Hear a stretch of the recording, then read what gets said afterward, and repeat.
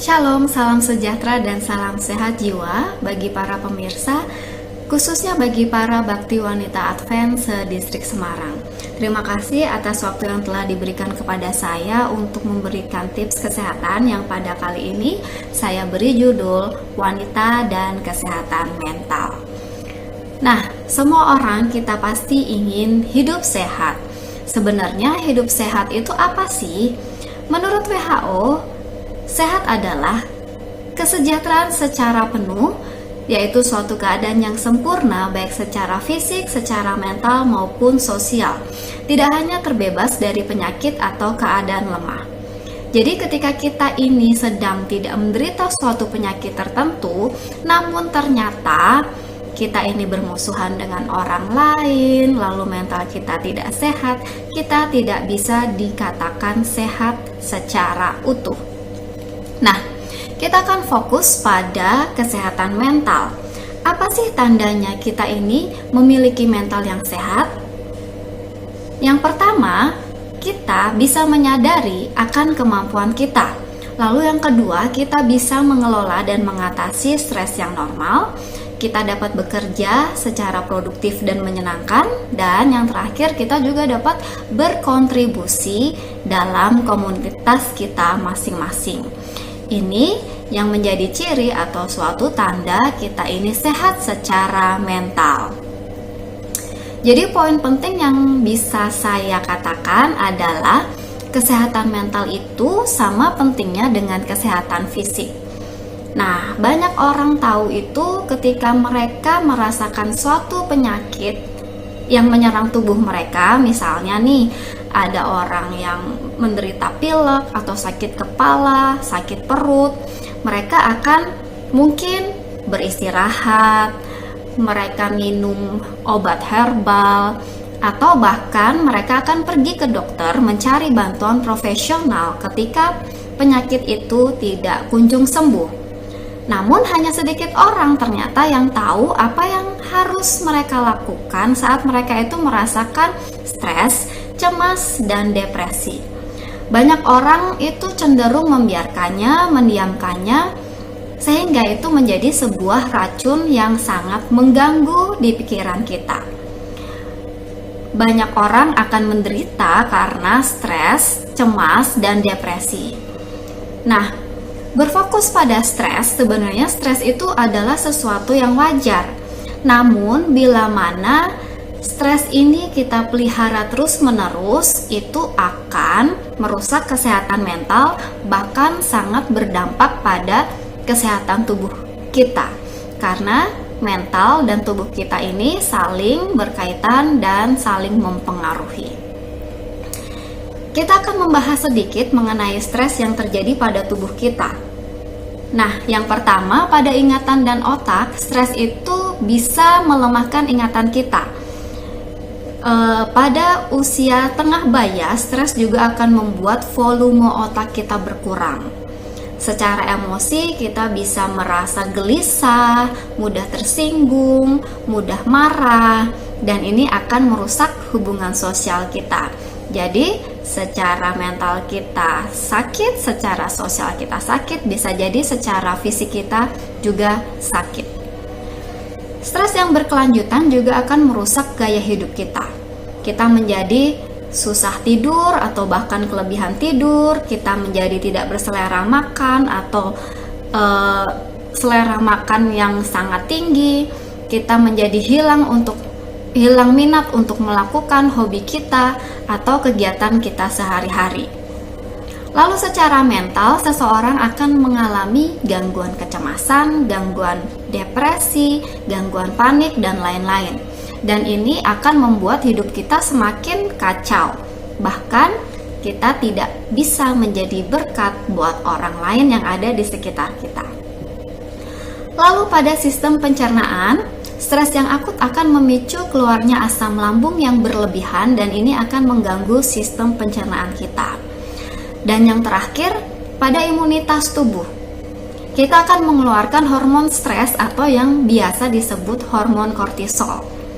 Ketika hormon stres ini muncul, ini akan melemahkan imun tubuh kita. Dan ketika imun tubuh kita menjadi rapuh, kita akan mudah terserang berbagai penyakit. Nah, ada seorang wanita yang sangat berpengaruh yang bernama Ellen G. White. Dia mengatakan, pikiran mengendalikan manusia seutuhnya. Semua tindakan kita, baik atau buruk, bersumber dari pikiran.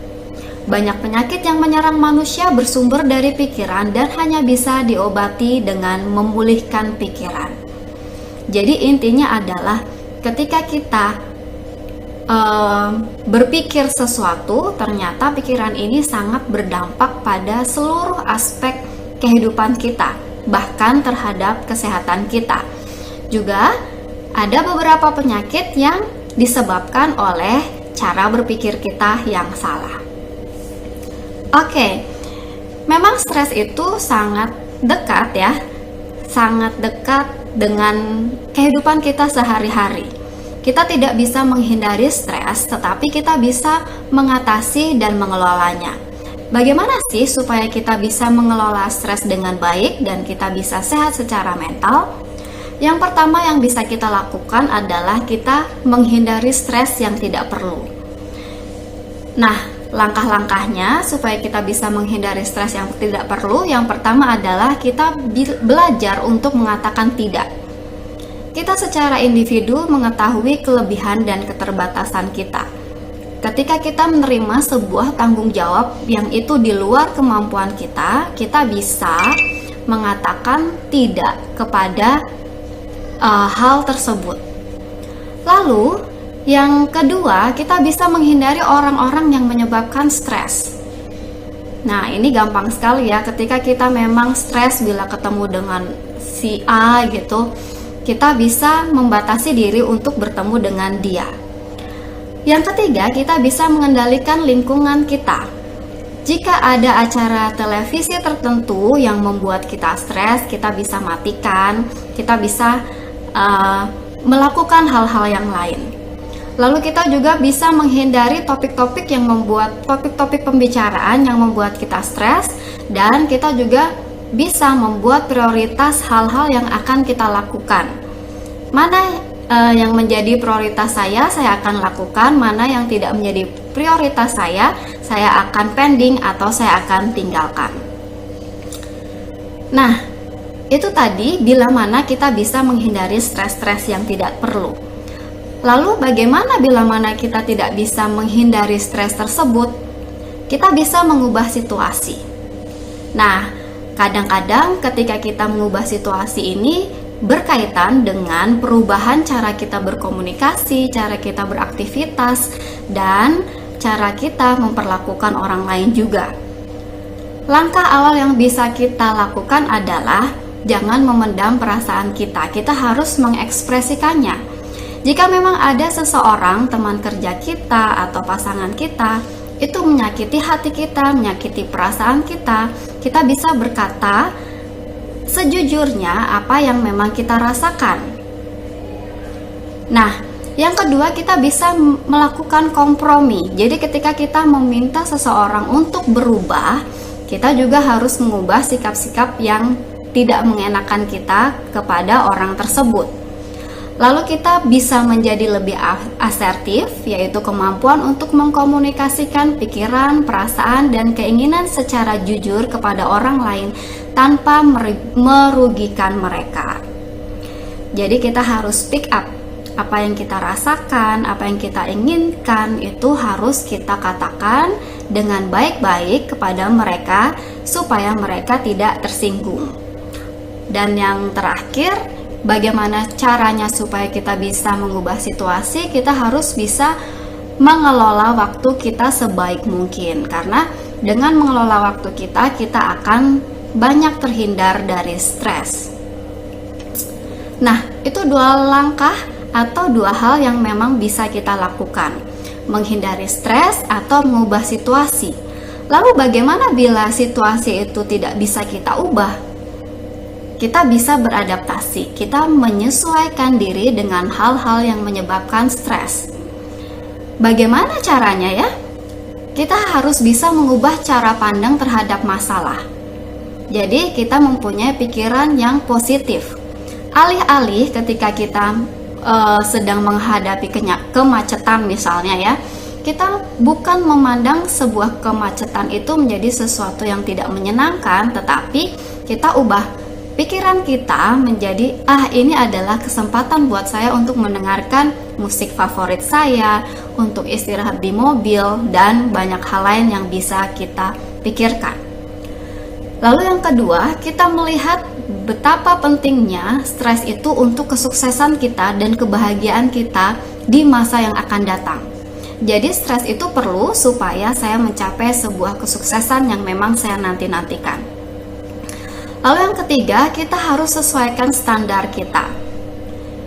Satu hal yang membuat kita stres adalah mencapai sebuah kesempurnaan. Tetapi ketika memang kita mengetahui kemampuan kita, apa yang bisa kita lakukan, kita harus menetapkan sebuah standar yang rasional. Jangan terlalu muluk-muluk, karena ketika kita menetapkan suatu goal atau tujuan yang terlalu tinggi dan itu di luar kemampuan kita akan menjadi semakin stres. Dan yang terakhir adalah kita harus fokus kepada hal-hal yang positif. Itu ada 3 cara yang bisa kita lakukan: menghindari stres, lalu mengubah lingkungan kita, atau beradaptasi dengan lingkungan kita. Yang keempat yang bisa kita lakukan adalah melakukan self-care atau perawatan diri. Merawat diri itu bukanlah sesuatu yang membuat kita menjadi egois. Itu akan membantu kita memiliki tubuh yang sehat, pikiran yang sehat, dan sosial yang sehat.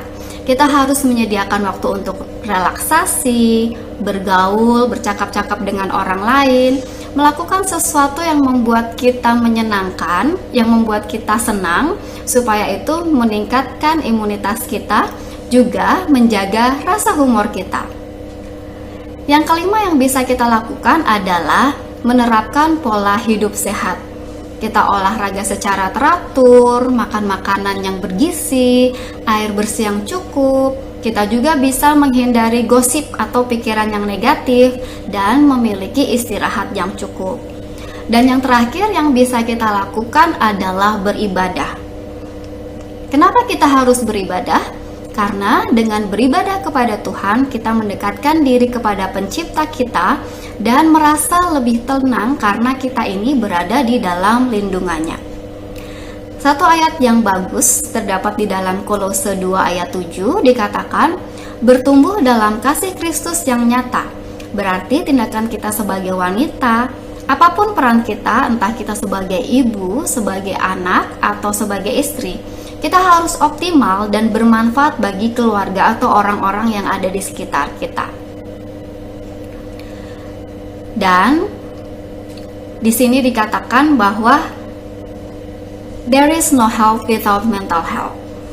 Jadi tidak ada kesehatan yang sempurna jika kita itu tidak sehat secara mental.